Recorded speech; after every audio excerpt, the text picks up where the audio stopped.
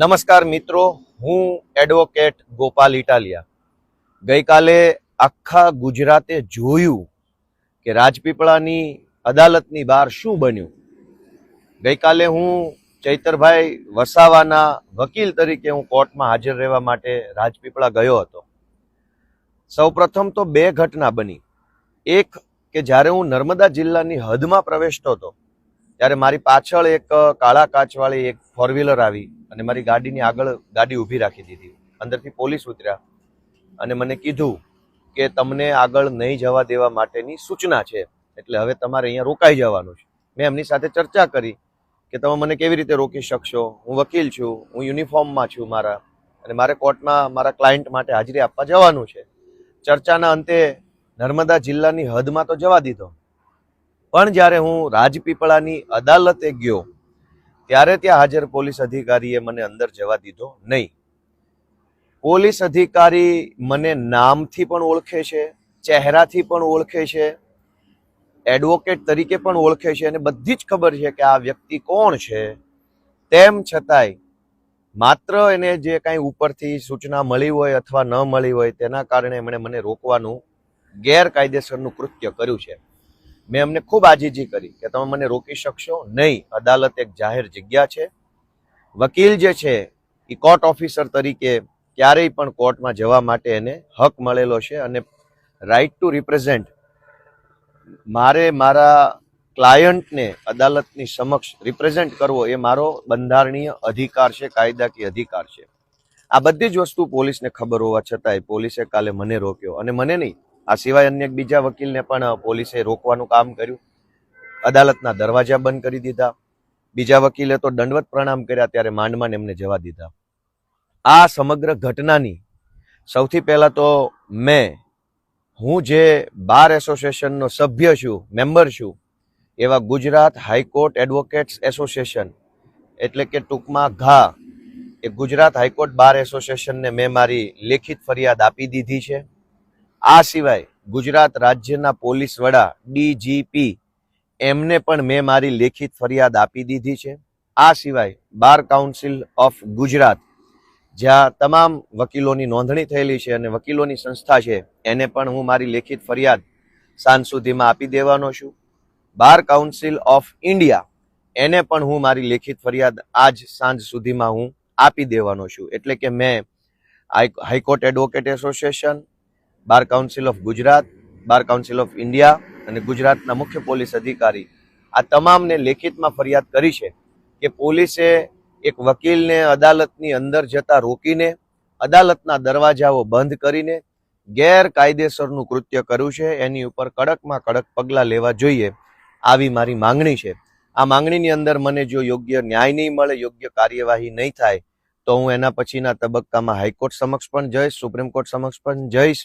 કન્ટેમ્પ્ટની કોઈ કાર્યવાહી કરવી પડે તો એ પણ કરીશું. જે કાંઈ પ્રોસેસ કરવી પડે તમામ પ્રોસેસ કરીને પણ, કેમ કે આ પ્રશ્ન ગોપાલ ઇટાલિયાનો વ્યક્તિગત પ્રશ્ન નથી, પણ ધારાસભ્ય લેવલના વ્યક્તિને એડવોકેટ છે એવું જાણવા છતાંય જો પોલીસ આટલી હદે દાદાગીરી કરે તો સામાન્ય વકીલોની સાથે પોલીસ શું વર્તન કરશે, એ વાત આપણે સૌએ વિચારવાની છે. હું ગુજરાતભરના તમામ તાલુકા બાર એસોસિએશન, જિલ્લા બાર એસોસિએશન, સૌને હું બે હાથ જોડીને વિનંતી કરું છું કે જો શક્ય હોય તો, આઈ રિપીટ, કે જો શક્ય હોય તો આ પ્રશ્ન ગોપાલ ઇટાલિયાનો નથી, પણ જો ગોપાલ ઇટાલિયા ધારાસભ્ય હોવા છતાંય જો એની સાથે પોલીસ આવું વર્તન, વકીલ સાથે આવું કરે, તો અન્ય વકીલો સાથે પોલીસ શું વર્તન કરશે, એ વાતની ચિંતા વ્યક્ત કરવા માટે થઈ ગુજરાતના તમામ જિલ્લાના બાર અથવા તમામ તાલુકાના બાર, જે બાર એસોસિએશન, કેમ કે બારની અંદર પણ એવું બની શકે કે ઘણી વખત અલગ અલગ રાજકીય વિચારધારા સાથે જોડાયેલા વ્યક્તિઓ બારનું સંચાલન કરતા હોય છે. એટલે મારી વિનંતી છે કે વકીલોના હિતમાં, વકીલોની સાથે પોલીસ દ્વારા અન્યાય અત્યાચાર ન થાય એ માટે બાર એસોસિએશન જે છે એ કોઈક નિર્ણય લે, કોઈ રિપ્રેઝન્ટેશન આપે બાર કાઉન્સિલ ઓફ ગુજરાતને. અને એક ધારાસભ્ય તરીકે હું એ વાતની પણ બાંહેધરી આપું છું કે આ ઘટનાને પણ હું વિધાનસભાની અંદર લઈ જઈશ.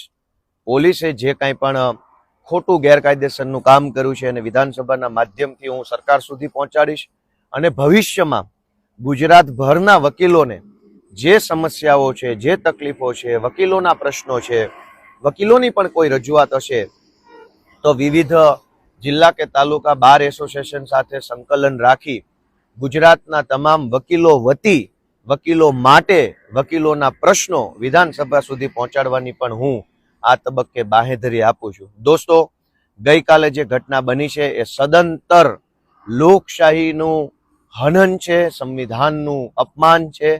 આટલી હદે અન્યાય, અત્યાચાર અને તાનાશાહી થતી હોય છતાંય જો આપણો આત્મા ન જાગે તો પછી હવે શું જોવાનું બાકી રહી ગયું? હજુ કયો અન્યાય, અત્યાચાર જોવાનો બાકી રહી ગયો છે?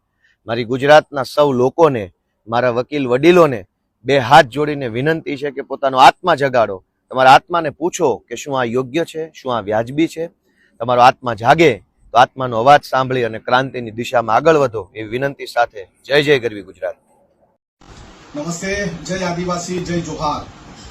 ગત રોજ ડેડિયાપાડાના મારા સાથી ધારાસભ્ય ચેતરભાઈ વસાવાની ધરપકડ કરવામાં આવી છે અને ચેતરભાઈ જેવા આદિવાસી સમાજનો આવાજ બની રહ્યા અને હર હંમેશા આદિવાસી સમાજના પ્રશ્નને લઈને સરકારને હંમેશા ઘેરતા હોય છે એવા આદિવાસી સમાજના યુવા ધારાસભ્યોની ગેરકાયદેસરની ધરપકડ કરવામાં આવી.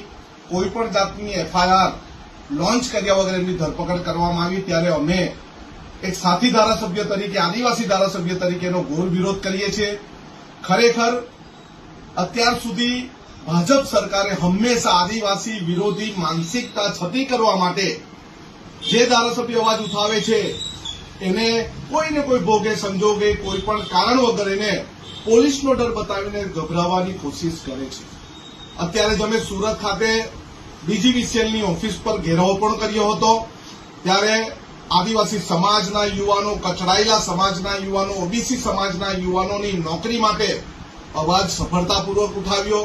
અમે અવારનવાર આદિવાસી સમાજનો અવાજ ઉઠાવીએ છીએ અને કચડવા માટે પોલીસને પોતાના કાર્યકર્તા બનાવીને અને બંધારણનો ગેરકાયદેસર ઉપયોગ કરીને એમની ધરપકડ કરી. અમે એનો ઘોર વિરોધ કરીએ છીએ.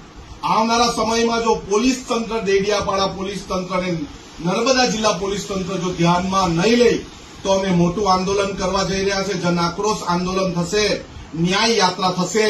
પરંતુ આદિવાસી સમાજ કોઈની સામે ઝૂક્યો નથી અને ઝૂકશે નહીં. ચેતરભાઈનો અવાજ સમગ્ર ગુજરાતમાં પડ્યો છે. અમે સૌ આદિવાસી ધારાસભ્યોની સાથે છે.